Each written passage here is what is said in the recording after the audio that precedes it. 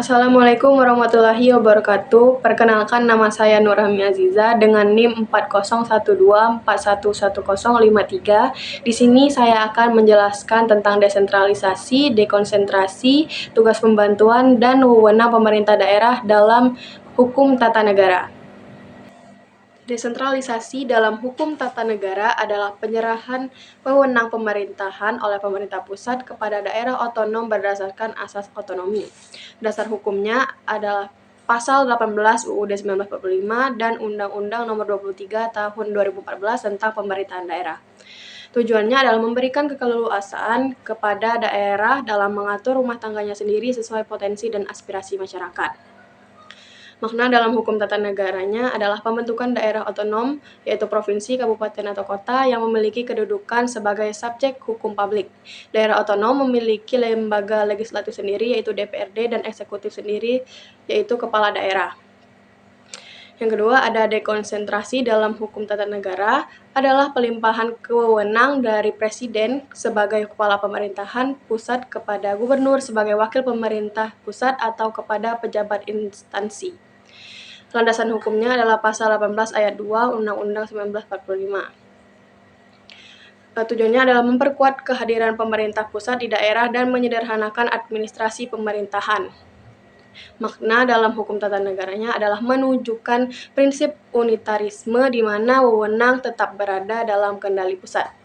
Pelaksanaannya tidak membentuk badan hukum baru tetapi dilaksanakan oleh wakil pemerintah pusat. Wewenang dan tanggung jawab tetap berada di pemerintahan pusat, pejabat daerah hanya pelaksananya saja. Yang ketiga ada tugas pembantuan.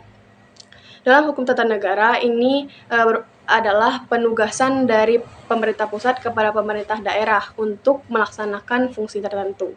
Landasan hukumnya ada di Undang-Undang Nomor 23 Tahun 2014. Tujuannya adalah menyukseskan program nasional yang membutuhkan dukungan daerah.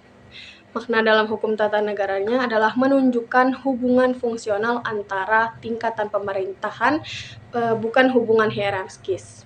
Pemerintah daerah hanya sebagai pelaksana tugas, tidak memiliki kewenangan penuh, yang harus dilengkapi dengan anggaran, sarana, dan pengawasan dari pemberi tugas. Kemudian yang keempat ada wewenang pemerintahan daerah dalam hukum tata negara.